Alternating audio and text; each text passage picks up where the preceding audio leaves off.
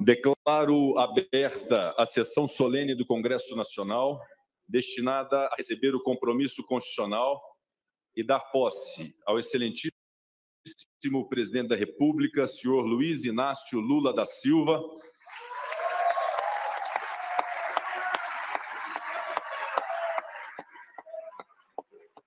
e ao excelentíssimo vice-presidente da República, senhor Geraldo José Rodrigues Alckmin Filho. Eleitos em 30 de outubro de 2022 e diplomados pelo Tribunal Superior Eleitoral no dia 12 de dezembro do mesmo ano. Suas Excelências encaminharam à mesa os diplomas que serão publicados na forma do regimento interno. Compõem a mesa com esta presidência o excelentíssimo senhor presidente da República eleito, Luiz Inácio Lula da Silva, o excelentíssimo senhor vice-presidente da República eleito, Geraldo José Rodrigues Alckmin Filho, o excelentíssimo senhor presidente da Câmara dos Deputados, deputado Arthur Lira, a excelentíssima senhora presidente do Supremo Tribunal Federal, ministra Rosa Weber, o excelentíssimo senhor procurador-geral da República, doutor Augusto Aras, o excelentíssimo senhor primeiro secretário da Mesa do Congresso Nacional, deputado Luciano Bivar.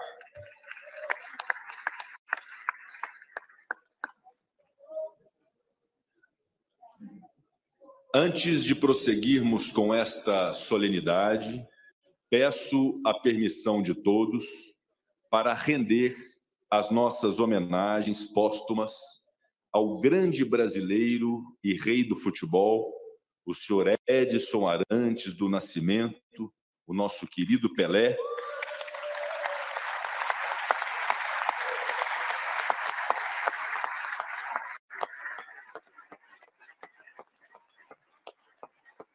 e também as homenagens póstumas à sua santidade, o Papa Emérito Bento XVI, ambos falecidos nos últimos dias. Proponho, nesse instante, que fiquemos em posição de respeito para observarmos um minuto de silêncio.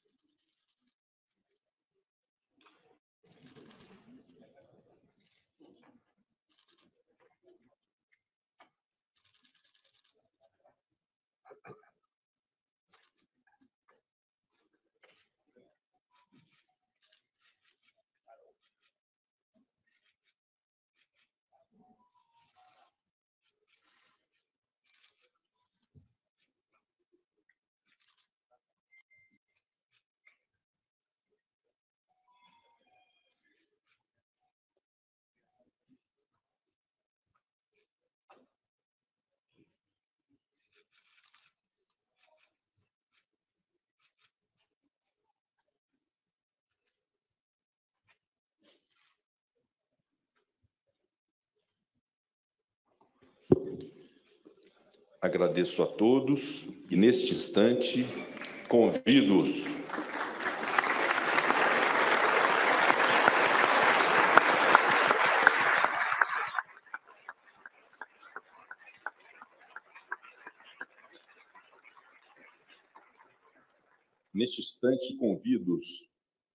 ainda em posição de respeito, para cantarmos o hino nacional executado pela Banda dos Fuzileiros Navais.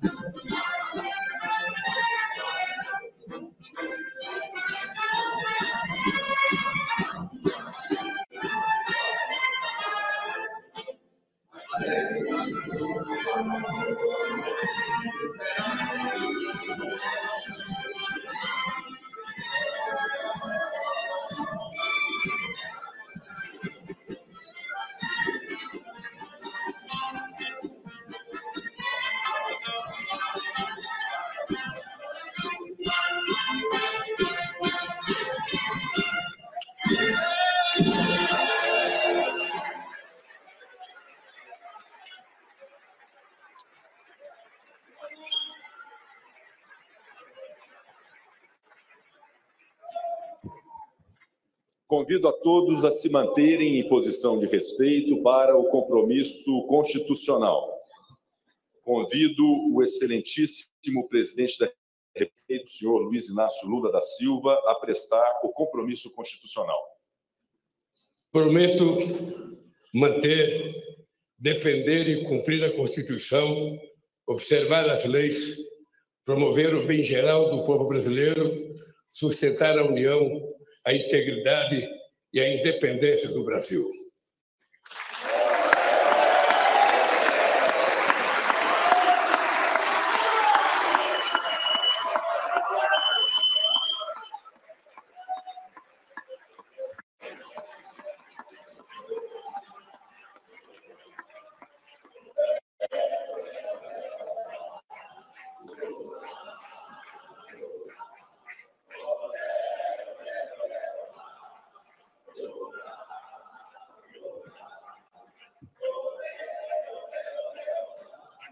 Convido o excelentíssimo vice-presidente da República eleito, o senhor Geraldo José Rodrigues Alckmin Filho, a prestar o compromisso constitucional.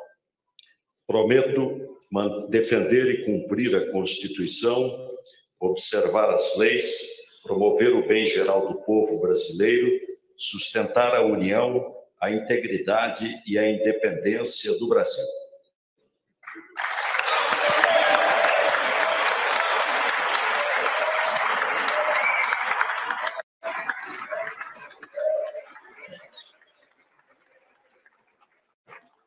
Com os poderes que me são outorgados pela Constituição Federal, declaro empossados nos cargos de presidente e vice-presidente da República Federativa do Brasil, o excelentíssimo senhor Luiz Inácio Lula da Silva e o excelentíssimo senhor Geraldo José Rodrigues Alckmin Filho, respectivamente, para o período de 1º de janeiro de 2023 a 4 de janeiro de 2027.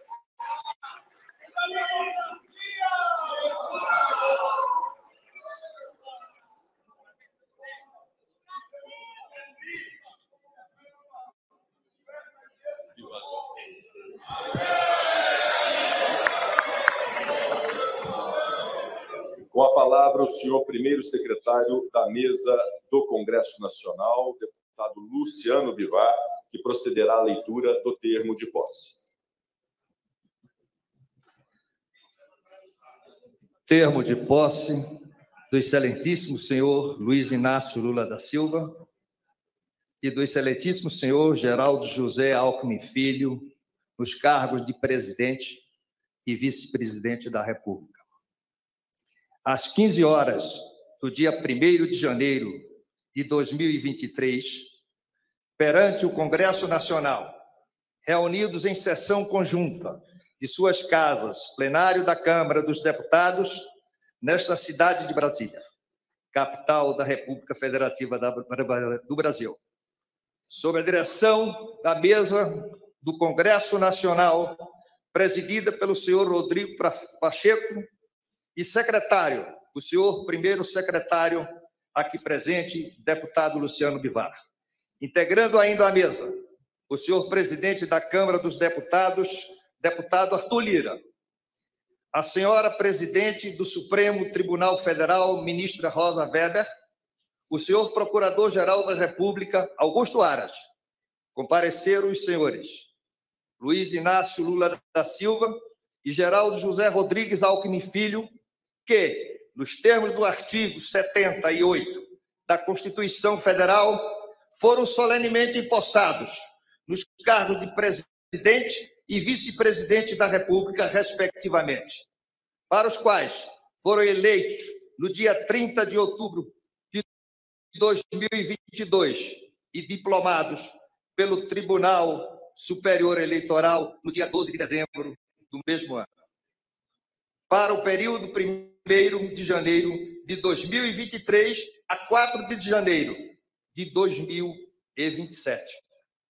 Os empossados proferem, na forma do citado artigo da Constituição, o seguinte compromisso, abre aspas, prometo manter, defender e cumprir a Constituição, observar as leis, promover o bem geral do povo brasileiro, sustentar a união, a integridade e a independência do Brasil. Fecha aspas. E, de conformidade com o disposto no artigo 75 do Regimento Comum do Congresso Nacional, o senhor secretário-geral da mesa do Senado Federal, Gustavo Afonso Saboia Vieira, lavrou o presente termo, que é assinado pelos empossados e pelos membros da mesa que dirigiam os trabalhos desta sessão.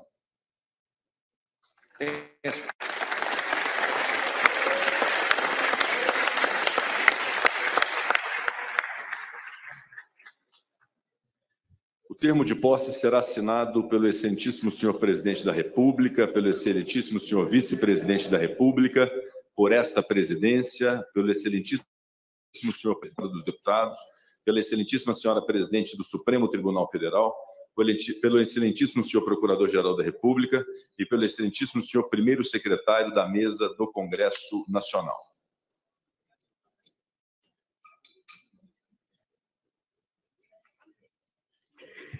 Presidente, se me permitir, eu vou quebrar o protocolo hoje para contar uma pequena história. Eu estou vendo aqui o ex-governador do Piauí, o companheiro Hélito. Eu queria contar uma história. Em 1989, eu estava fazendo comício no Piauí. Foi um grande comício. Depois nós fomos caminhar até a Igreja São Benedito. E, ao terminar o comício, um cidadão me deu essa caneta e disse que essa caneta era para mim assinar a posse se eu ganhasse as eleições de 89. Eu não ganhei as eleições de 89, eu não ganhei em 94, eu não ganhei em 98. Em 2002 eu ganhei as eleições e quando eu cheguei aqui, eu tinha esquecido a minha caneta e assinei com a caneta do senador Ramos Debit. Em 2006, eu assinei com a caneta aqui do Senado. Agora, eu encontrei a caneta. E essa caneta aqui, o Wellington, é uma homenagem ao povo do estado do Piauí.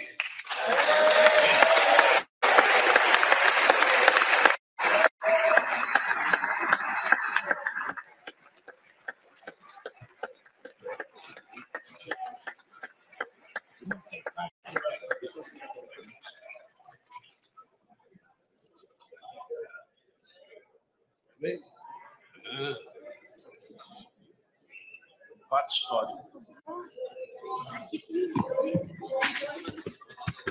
Caramba!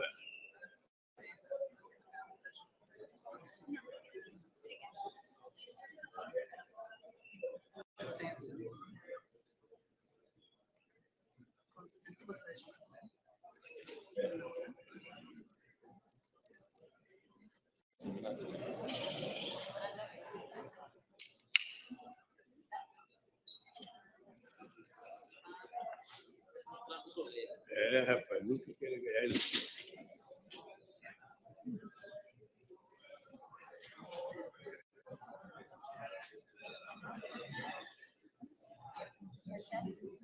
Sim.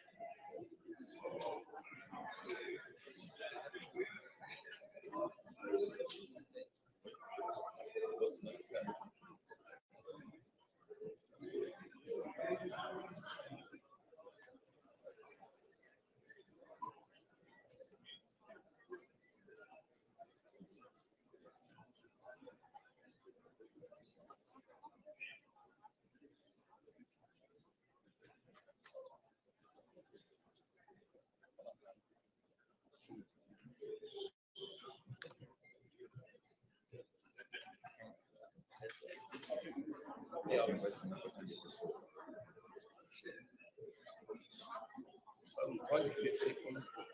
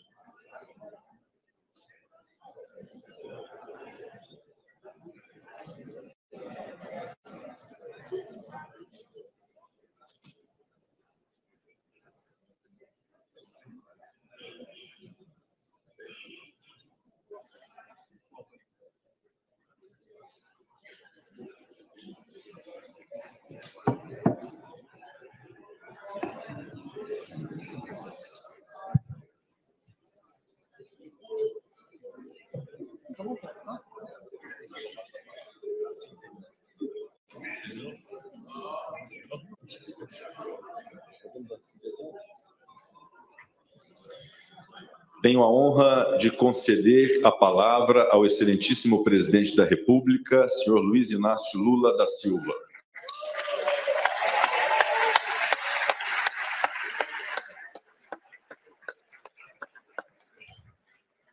Excelentíssimo senhor presidente do Congresso Nacional, senador Rodrigo Pacheco, excelentíssimo senhor presidente da Câmara dos Deputados, deputado Arthur Lira, excelentíssima senhora presidenta do Supremo Tribunal Federal, ministra Rosa Weber, meu querido companheiro vice-presidente da República, Geraldo Alckmin, senhoras e senhores chefes de estados e de governo que nos prestigiam, senhor primeiro secretário da mesa da Câmara dos Deputados, deputado Luciano Bivar, senhor procurador-geral da República, Augusto Aras,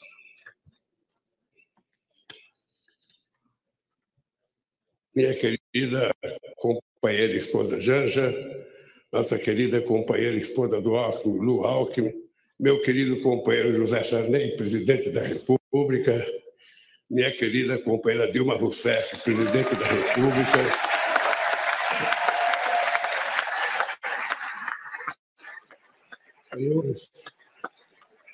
senhores parlamentares, senhoras e senhores chefes de delegação estrangeira, meus amigos e minhas amigas. Pela terceira vez, compareço a este Congresso Nacional para agradecer ao povo brasileiro o voto de confiança que recebemos. Renovo o juramento de fidelidade à Constituição da República, junto com o vice-presidente Geraldo Alckmin e os ministros que conosco vão trabalhar. Se estamos aqui hoje, é graças à consciência política da sociedade brasileira e à frente democrática que formamos ao longo desta histórica campanha eleitoral. Foi a democracia a grande vitoriosa nesta eleição, superando a maior mobilização de recursos públicos e privados que já se viu, as mais violentas ameaças à liberdade do povo, a mais abjeta campanha de mentiras e de ódio tramada para manipular e constranger o eleitorado brasileiro. Nunca os recursos do Estado foram tão desvirtuados em proveito de um projeto autoritário de poder. Nunca a máquina pública foi tão desencaminhada dos controles republicanos. Nunca os eleitores foram tão constrangidos pelo poder econômico e por mentiras disseminadas em escala industrial. Apesar de tudo, a decisão das urnas prevaleceu, graças a um sistema eleitoral internacionalmente reconhecido por sua eficácia na captação e apuração dos votos. Foi fundamental a atitude corajosa do Poder Judiciário, especialmente do Tribunal Superior Eleitoral,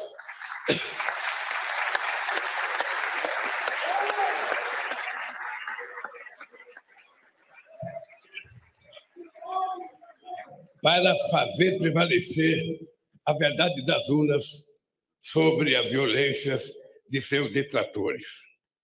Senhoras e senhores, ao retornar a este plenário da Câmara dos Deputados, onde participei da Assembleia Constituinte de 1988, recordo com emoção os embates para inscrever na Constituição o mais amplo conjunto de direitos sociais, individuais e coletivos, em benefício da população e da soberania nacional. 20 anos atrás, quando fui eleito presidente pela primeira vez, ao lado do companheiro vice-presidente José Alencar, iniciei o discurso de posse com a palavra mudança. A mudança que pretendíamos era simplesmente concretizar os preceitos constitucionais, a começar pelo direito à vida digna, sem fome, com acesso ao emprego, à saúde e à educação. Disse naquela ocasião que a missão de minha vida estaria cumprida quando cada brasileiro e brasileira pudesse fazer 3 refeições por dia.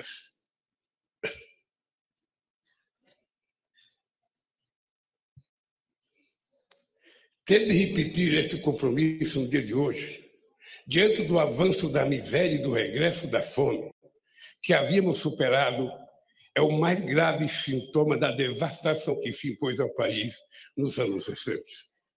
Hoje, nossa mensagem ao Brasil é de esperança e reconstrução. O grande edifício de direitos, de soberania e de desenvolvimento que essa nação levantou a partir de 1988 vinha sendo sistematicamente demolido nos anos recentes. É para reerguer este edifício de direitos e valores nacionais que vamos dirigir todos os nossos esforços. Queridos amigos e amigas, em 2002, dizíamos que a esperança tinha vencido o medo, no sentido de superar os temores diante da inédita eleição de um representante da classe trabalhadora para presidir os destinos do país. Em 8 anos de governo, deixamos claro que os temores eram infundados. Do contrário, não estaríamos aqui novamente. Ficou demonstrado que um representante da classe trabalhadora podia, sim, dialogar com a sociedade para promover o crescimento econômico de forma sustentável em benefício de todos, especialmente dos mais necessitados. Ficou demonstrado que era possível, sim, governar este país com a mais ampla participação social, incluindo os trabalhadores e os mais pobres no orçamento e nas decisões do governo.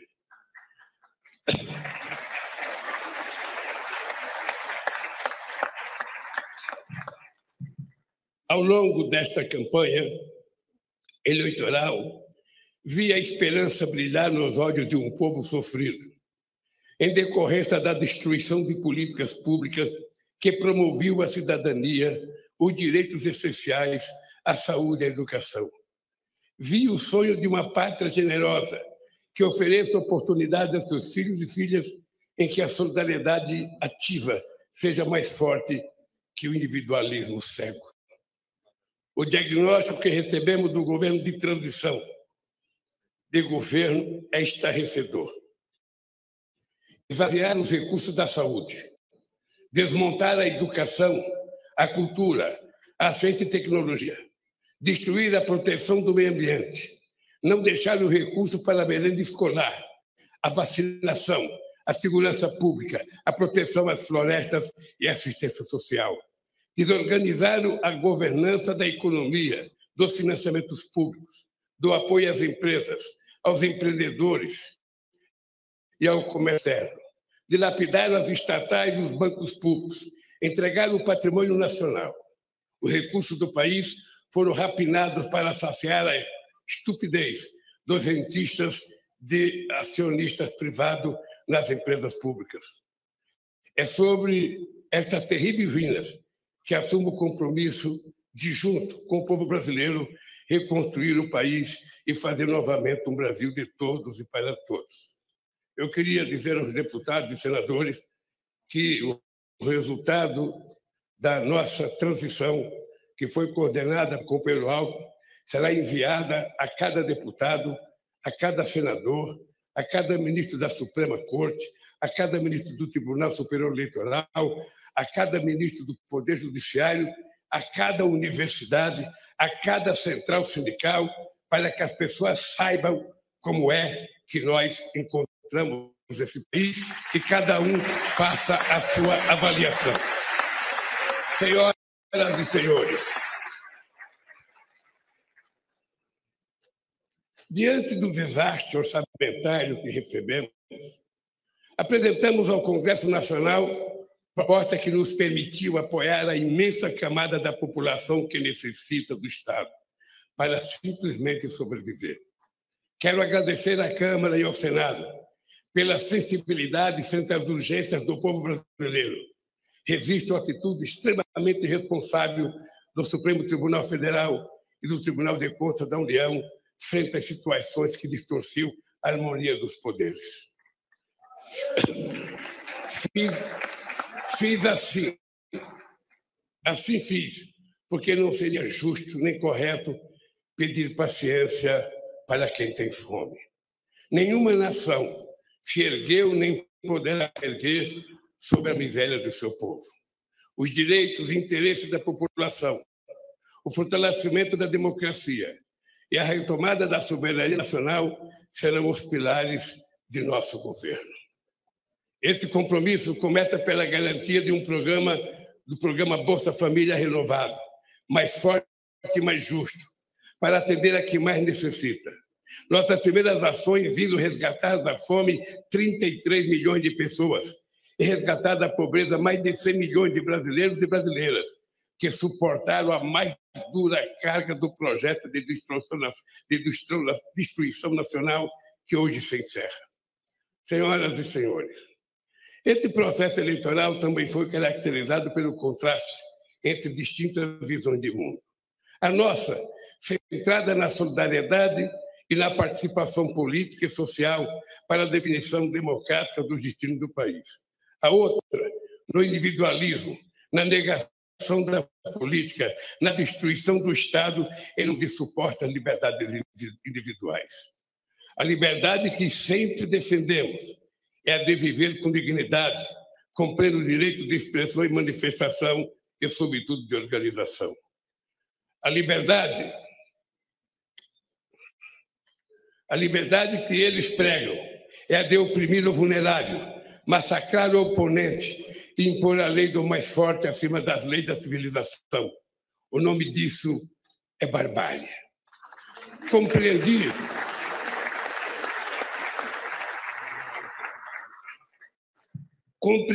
desde o início da jornada que deveria ser candidato por uma frente mais ampla do que o campo político em que me formei, mantendo firme compromisso com minhas origens.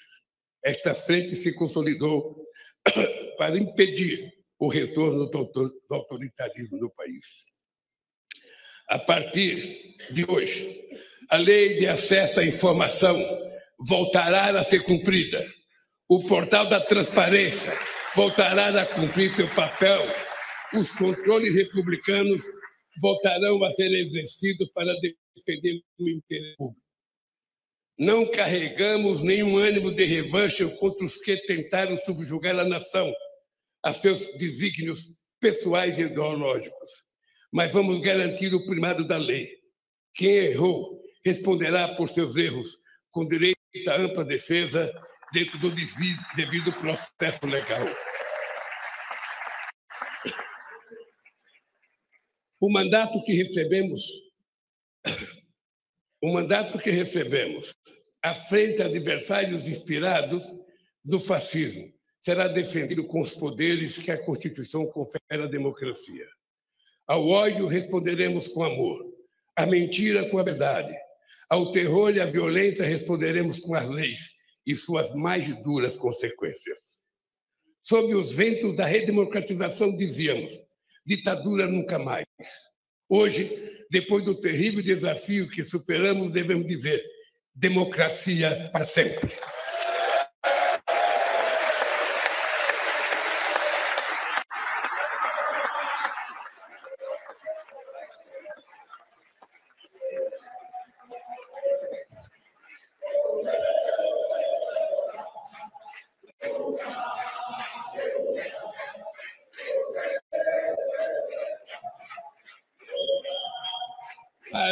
Para confirmar estas palavras, teremos de reconstruir em bases sólidas a democracia em nosso país. A democracia será defendida pelo povo na medida em que garantir a todos e a todas os direitos inscritos na Constituição. Senhoras e senhores, hoje mesmo estou assinando medidas para reorganizar as estruturas do Poder Executivo, que volte a permitir o funcionamento do governo de maneira racional, republicana e democrática, para resgatar o papel das instituições do Estado, bancos públicos e empresas estatais no desenvolvimento do país, para planejar os investimentos públicos e privados na direção de um crescimento econômico sustentável ambientalmente e socialmente. Em diálogo com os 27 governadores, vamos definir prioridades para retomar obras irresponsavelmente paralisadas, que são mais de 14 mil no país. Vamos retomar o Minha Casa Minha Vida e estruturar um novo PAC para gerar empregos na velocidade que o Brasil quer e necessita. Buscaremos financiamento e cooperação nacional e internacional para o investimento, para dinamizar e expandir o mercado interno de consumo, desenvolver o comércio, exportações, serviços, agricultura e indústria. Os bancos públicos, especialmente o BNDES, e as empresas indutoras do crescimento e inovação, como a Petrobras, terão um papel fundamental nesse novo ciclo. Ao mesmo tempo, vamos impulsionar as pequenas e médias empresas potencialmente as maiores geradoras de emprego e renda, o empreendedorismo, o cooperativismo e a economia criativa. A roda da economia vai voltar a girar e o consumo popular terá papel central nesse processo. Vamos retomar a política de valorização permanente do salário mínimo e estejam certos de que vamos acabar mais uma vez com a vergonhosa fila do INSS, outra injustiça restabelecida nesses tempos de destruição.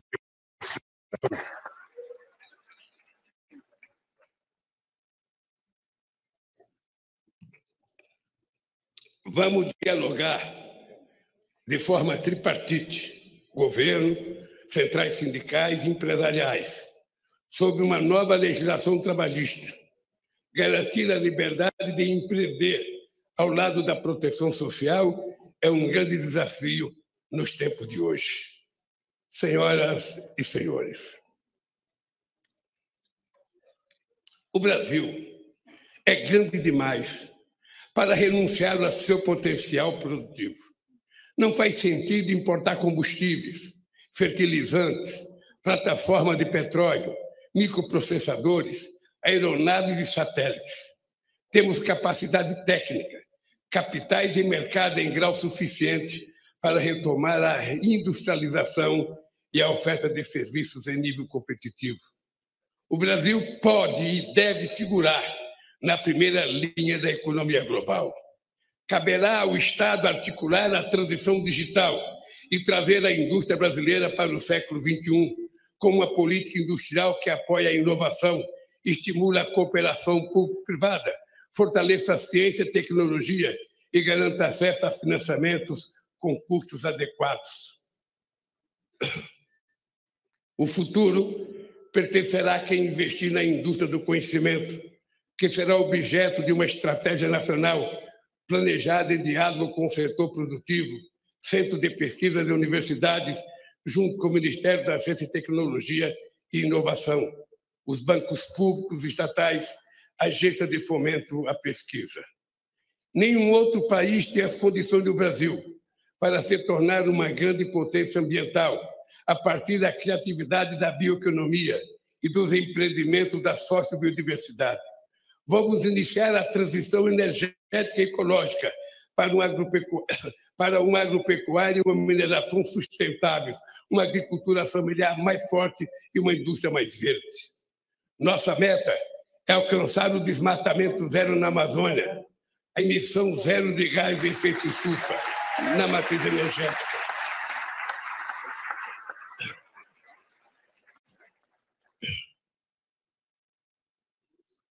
Além de estimular o reaproveitamento de pastagens degradadas, o Brasil não precisa desmatar para manter e ampliar sua estratégica fronteira agrícola. Não é preciso derrubar nenhuma árvore. É só replantar os 30 milhões de hectares de terra degradada que a gente vai poder viver sem derrubar madeira, sem fazer queimada e sem precisar invadir os nossos biomas.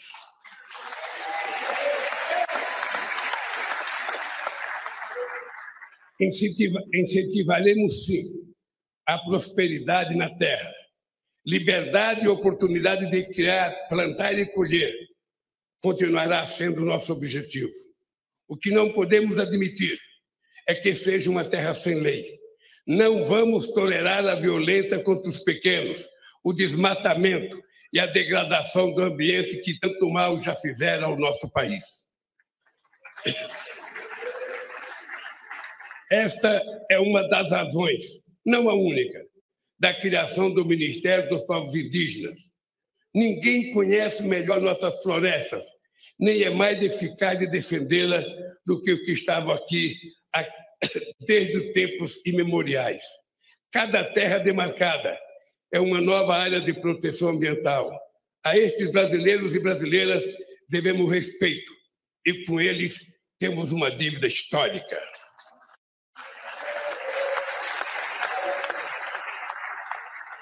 Vamos revogar todas as injustiças cometidas contra os povos indígenas. Queridos amigos e amigas, uma nação não se mede apenas pelas estatísticas, por mais impressionante que seja. Assim como o ser humano, uma nação se expressa verdadeiramente pela alma de seu povo. A alma do Brasil reside na diversidade inigualável da nossa gente e das nossas manifestações culturais.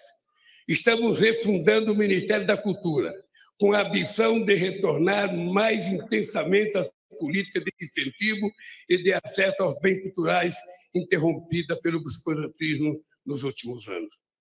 Uma política cultural democrática não pode temer a crítica nem eleger favoritos. Que brotem todas as flores e sejam colhidas todos os frutos da nossa criatividade. Que todos possam dela usufruir sem censura e sem discriminação.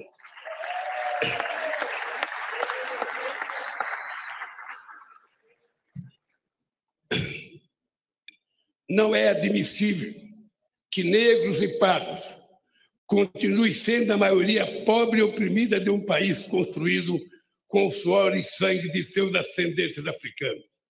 Criamos o Ministério da Promoção da Igualdade Racial para ampliar a política de cotas nas universidades e no serviço público, além de retomar as políticas voltadas para o povo negro e pardo na saúde, educação e cultura.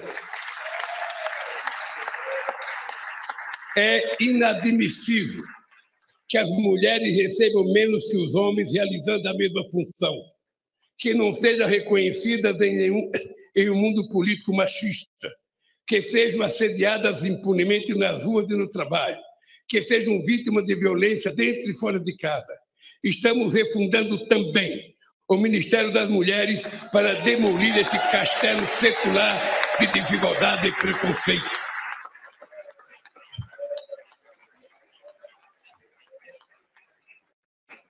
Não existirá verdadeira justiça num país em que um só ser humano seja injustiçado.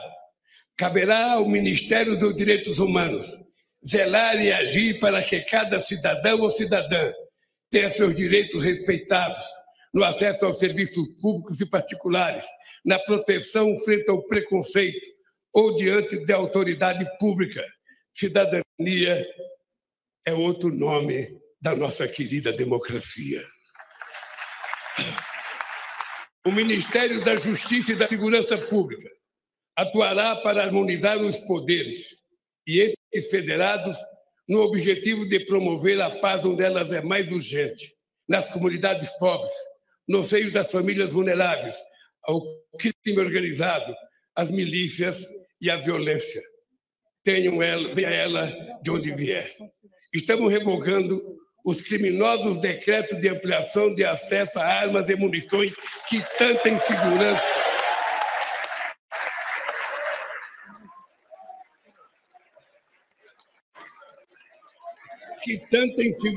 e tanto mal causaram às famílias brasileiras. O Brasil não quer e não precisa de armas na mão do povo. O Brasil precisa de segurança. O Brasil precisa de livro, de educação e de cultura para que a gente possa ser um país mais justo.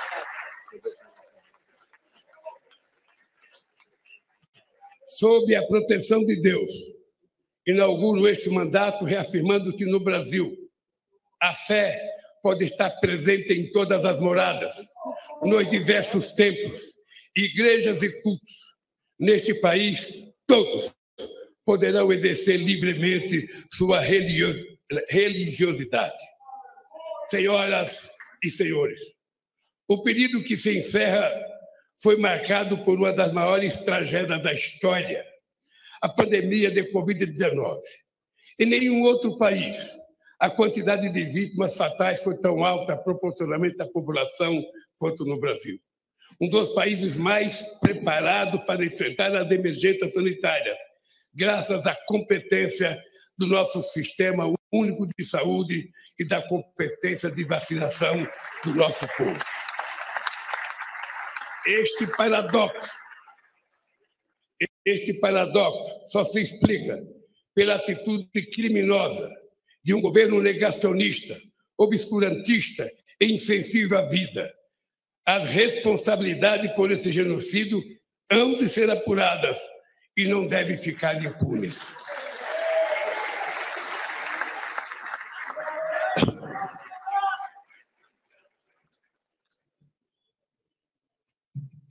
O que nos cabe no momento é prestar solidariedade aos familiares, pais, órfãos, irmãos e irmãs de quase 700 mil vítimas da pandemia. O SUS é provavelmente a mais democrática das instituições criada pela Constituição de 88. Certamente por isso, foi a mais perseguida desde então e foi também a mais prejudicada por uma estupidez chamada teto de gastos, que haveremos de revogar.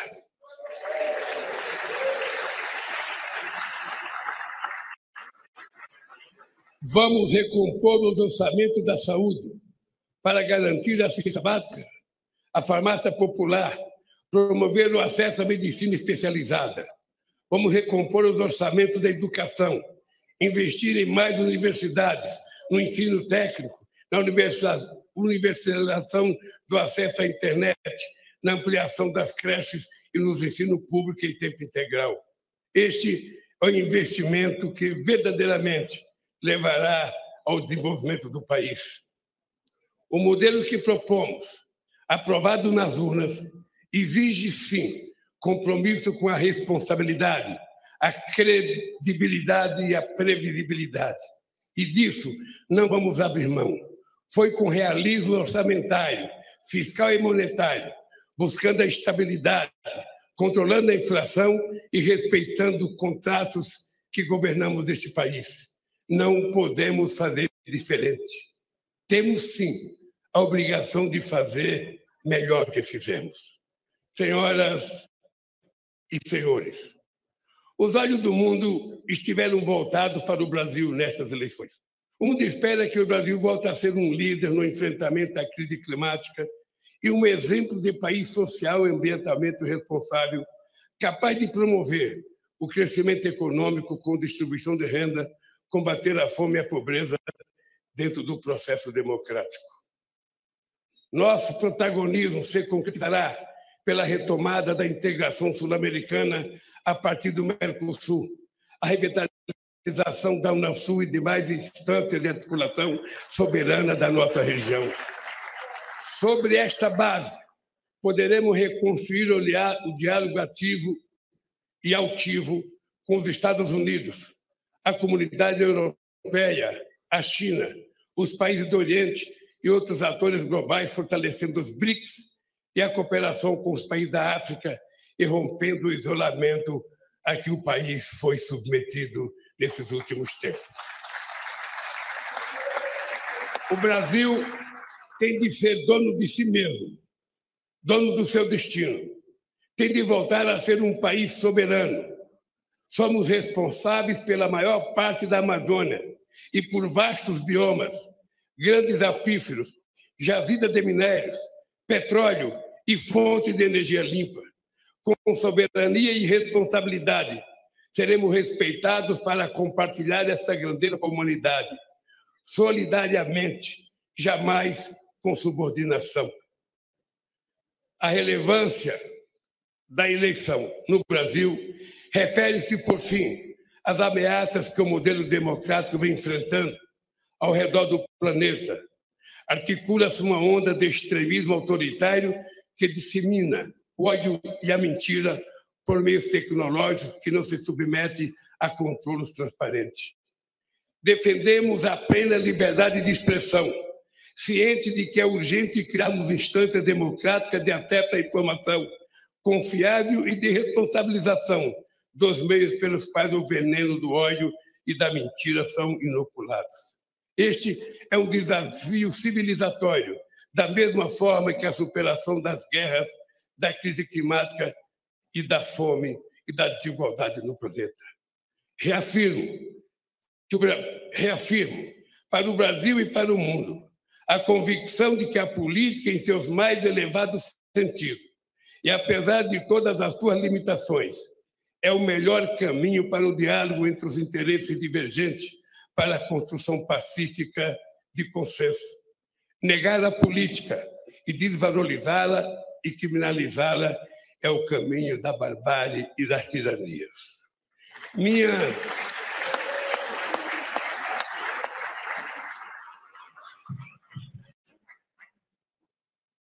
Minha mais importante missão, a partir de hoje, será honrar a confiança recebida e corresponder às esperanças de um povo sofrido, que jamais perdeu a fé no futuro, nem sua capacidade de superar os desafios. Com a força do povo e as bênçãos de Deus, haveremos de reconstruir esse país. Viva a democracia! Viva o povo brasileiro! Muito obrigado, companheiros!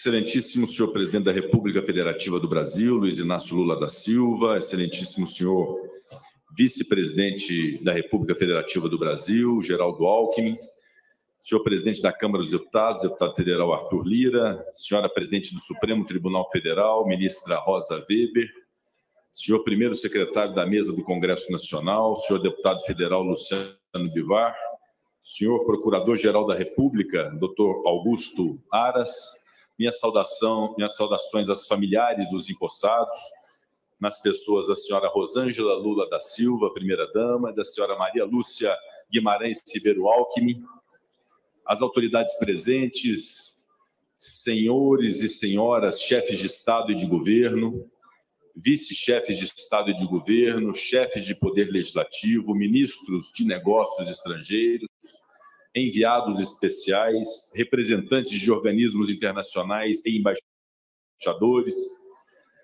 Uma saudação ao ex-presidente da República Federativa do Brasil, senhor José Sarney, a ex-presidente da República Federativa do Brasil, senhora Dilma Rousseff, senhores e senhoras senadores, senadoras, deputados federais, deputadas federais, senhores ministros de Estado indicados, senhor presidente do Tribunal Superior Eleitoral, ministro Alexandre de Moraes, senhor presidente do Superior, senhora presidente do Superior Tribunal de Justiça, ministra Maria Tereza de Assis Moura, senhor presidente do Tribunal Superior do Trabalho, ministro Lélio Bentes Correia, senhores governadores de Estado, autoridades, convidados presentes.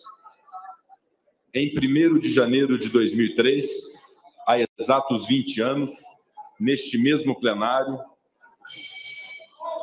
foi dada posse a Luiz Inácio Lula da Silva como 35º presidente da República Federativa do Brasil. Hoje, quando a atenção e os olhares de todos os brasileiros e brasileiras voltam-se novamente para este Congresso Nacional para acompanhar o compromisso, o juramento e a posse de Luiz Inácio Lula da Silva como 39º presidente da República Federativa do Brasil e de Geraldo Alckmin como seu vice-presidente, há um sentimento de renovada confiança por estarmos diante de dois homens públicos experientes, capazes e habilidosos. Vossa Excelência Presidente Lula volta ao Palácio do Planalto com a experiência de 8 anos de mandato, que se destacaram pela inclusão social, pelo crescimento econômico, pelo respeito às instituições.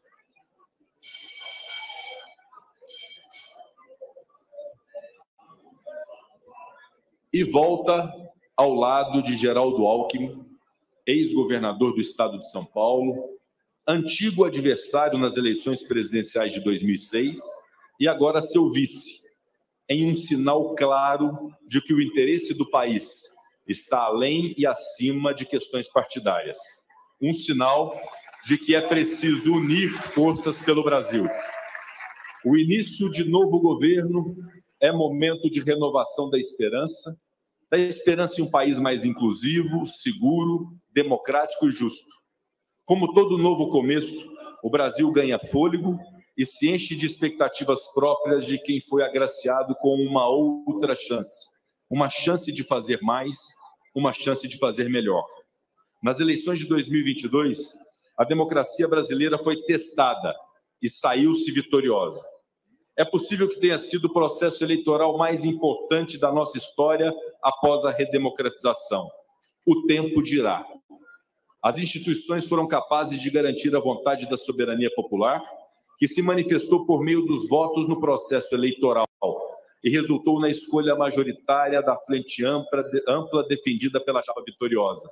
E aqui um registro de reconhecimento deste Congresso Nacional, a justiça eleitoral do nosso país, na pessoa do ministro Alexandre de Moraes, presidente do Tribunal Superior Eleitoral.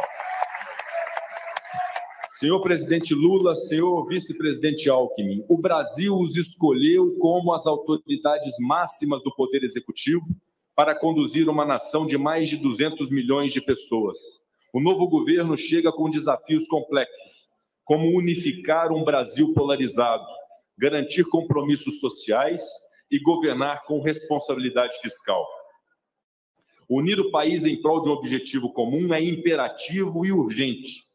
reconciliar os brasileiros que discordaram sobre os rumos do país, incentivar atos de generosidade, desencorajar o revanchismo, coibir com absoluto rigor atos de violência, restabelecer a verdade, fortalecer a liberdade da imprensa, honrar a Constituição e venerar a democracia. O Brasil, senhor presidente, clama por mudanças estruturais. Os anseios sociais precisam ser concretizados, não há tempo a perder. Há brasileiros que precisam muito de nós, agentes públicos, pois passam fome, vivem na miséria, sofrem com as desigualdades.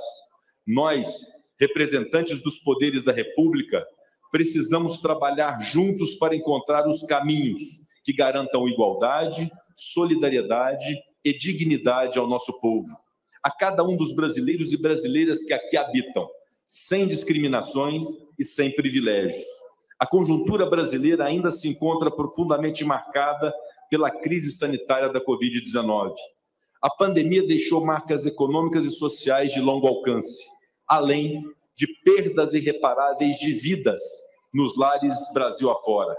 Não posso fazer esse pronunciamento para honrar a memória das vítimas da pandemia e seus familiares, sem fazer o registro aos profissionais da saúde do Brasil, que demonstraram a essência da solidariedade dos brasileiros e brasileiras. A todos os profissionais da saúde, os nossos agradecimentos.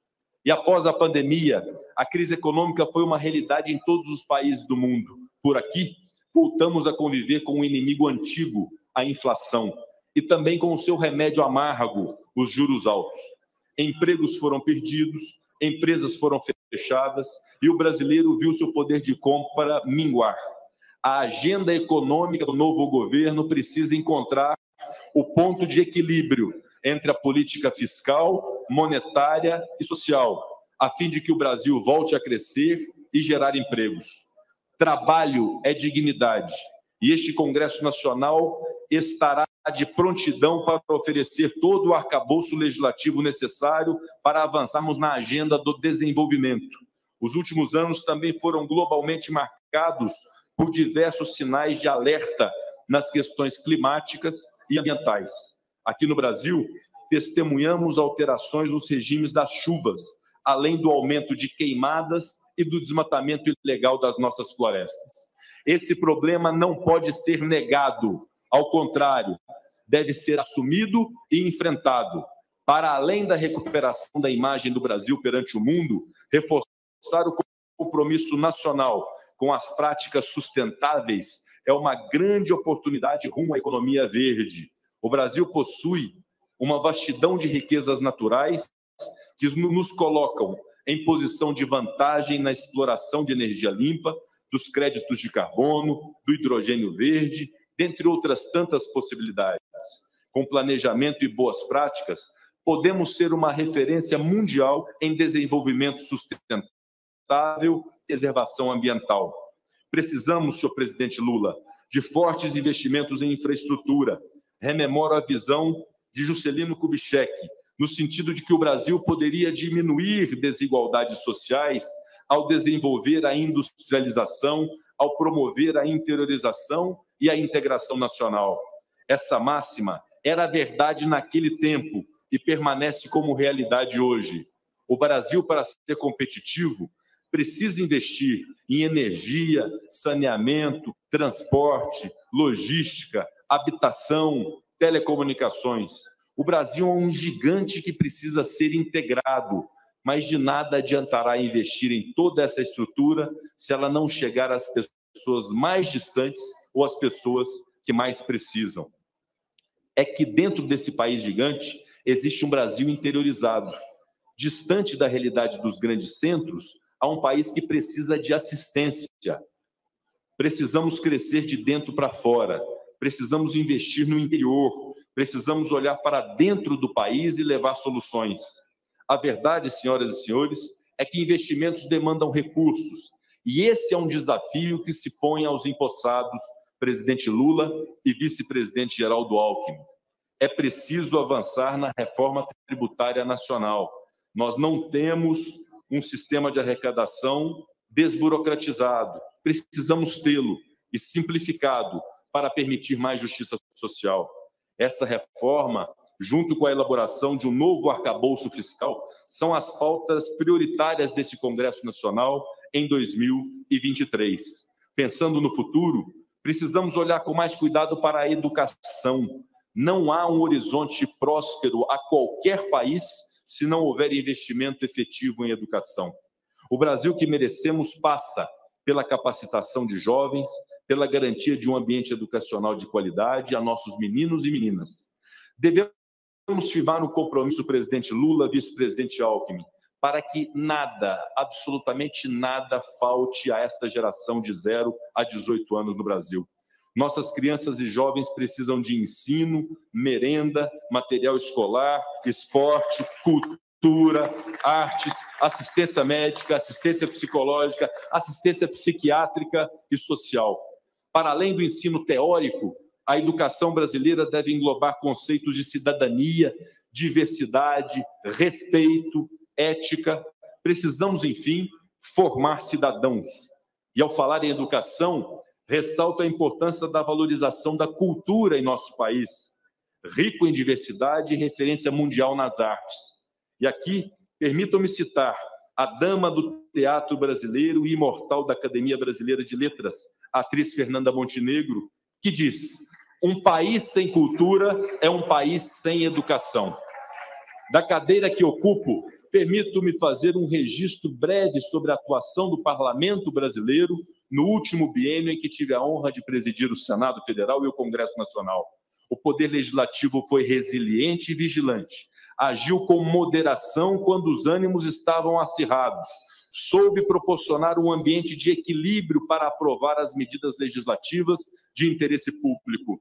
Senhor presidente, senhor vice-presidente, Vossas Excelências encontrarão um parlamento progressista, reformista, que defende mulheres, que combate o racismo, que demonstra preocupação com as causas ambientais.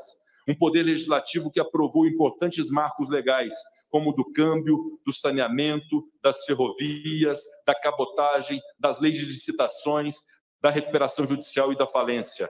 Um Congresso Nacional ávido por ver o Brasil atingir o máximo de seu potencial, com um arcabouço legal que garanta segurança jurídica, ao mesmo tempo em que viabilize o seu desenvolvimento. Da parte do Poder Legislativo, quero assegurar que o espírito dos parlamentares brasileiros é de cooperação. Tanto é verdade esta cooperação que, antes mesmo da posse do novo governo eleito, abrimos diálogo com o governo da transição para aprovar a emenda constitucional número 126 de 2022, oriunda da chamada PEC da transição. Foi absolutamente louvável o empenho do Congresso Nacional na célere aprovação da proposta, que impediu a redução, já neste mês de janeiro, do valor pago às famílias beneficiárias do Auxílio Brasil, que será novamente intitulado Bolsa Família. Acreditamos que apenas a soma de esforços é capaz de nos colocar no caminho da justiça social e da igualdade de oportunidades. Martin Luther King, no ápice de sua defesa de direitos civis, sobretudo do direito à igualdade, afirmava, senhor presidente: tenho a audácia de acreditar que os povos em todos os lugares podem fazer 3 refeições por dia para os seus corpos, ter educação e cultura para suas mentes, e dignidade, igualdade e liberdade para seus espíritos. O Congresso é, por excelência, o lugar onde a diversidade dos interesses pode buscar a convergência. Estou certo de que o desejo comum do governo, que hoje toma posse, e da legislatura, que em breve se inicia, é parecido com o sonho de Martin Luther King. Queremos cuidar dos corpos, das mentes, dos espíritos de todos os brasileiros e brasileiras. O projeto é ousado, mas temos um país riquíssimo e capaz de grandes feitos. Neste momento solene, em que os 3 poderes da República se encontram reunidos neste Congresso, em harmonia e em equilíbrio, quero concluir reafirmando o nosso compromisso imperturbável com a democracia e suas instituições. Parte desse compromisso consiste na adesão ao mandamento da cooperação e do equilíbrio entre os poderes. condição imperativa para a rigidez da República. Diálogo, respeito, moderação, esses são os pilares para que tenhamos efetiva estabilidade e possamos cumprir o que a sociedade brasileira espera de nós, enfrentando os reais problemas do Brasil. A hora é de pacificação. Deixemos para o passado tudo que nos separa, tudo que nos divide. Olhemos para o futuro como uma nova oportunidade, um recomeço. Façamos diferente, façamos mais, façamos melhor. O futuro se desenha no presente. A hora de mudar o futuro de nossa nação é agora. Não percamos essa oportunidade. Precisamos garantir a união do nosso povo para que possamos resgatar a proeminência da nossa nação desse território digno das maiores nações do mundo. País do futebol, país do samba, país da alegria, país abençoado pela sua natureza. Somos a pátria de Ayrton Senna e Pelé, os maiores nomes do esporte mundial do século XX. Brasileiros fantásticos que espalharam pelo mundo a mensagem de paz e do cuidado com o futuro das nossas crianças. Nesse sentido, presidente Lula, acreditamos que sua eleição representa também o anseio das políticas públicas reivindicadas pela nossa população, sobretudo as parcelas mais desfavorecidas, e que tão fortemente distinguiram suas passagens anteriores pela presidência da República. Tenho certeza que alguém como o senhor, que acumulou todas as dificuldades ao longo da vida, saberá enfrentar os reais e urgentes problemas da nossa população. Para finalizar, presidente Lula, cito aqui um dos líderes políticos mais importantes desse país, Ulisses Guimarães, que em um dos seus discursos nos alertava: o inimigo mortal do homem é a miséria. Mais miserável do que os miseráveis é a sociedade que não acaba com a miséria. Agradeço a presença das autoridades nacionais que aqui estão, imbuídas do propósito de união nacional. Agradeço igualmente as autoridades internacionais que se fizeram presentes, nos honraram nesse momento de posse. Me permito um agradecimento especial neste último ano de bicentenário da independência do Brasil, a Sua Excelência, o presidente Marcelo Rebelo de Sousa, da nossa pátria-mãe, Portugal, que também igualmente nos honra com a sua presença. Desejo a todos, em 2023, um 2023 cheio de paz, realizações, além de muita prosperidade. Declaro, sob as bênçãos de Deus, encerrada a presente sessão solene. Muito obrigado. Senhoras e senhores convidados, solicitamos a gentileza de permanecerem em seus lugares até a saída dos integrantes da mesa e das autoridades estrangeiras deste plenário.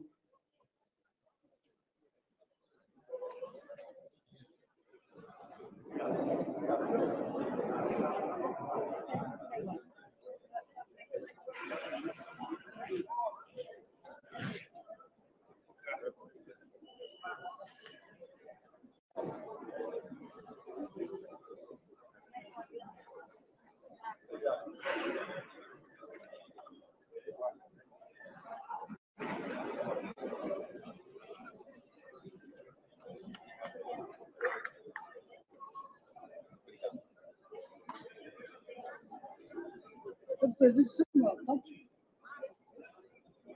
O outro é bem legal.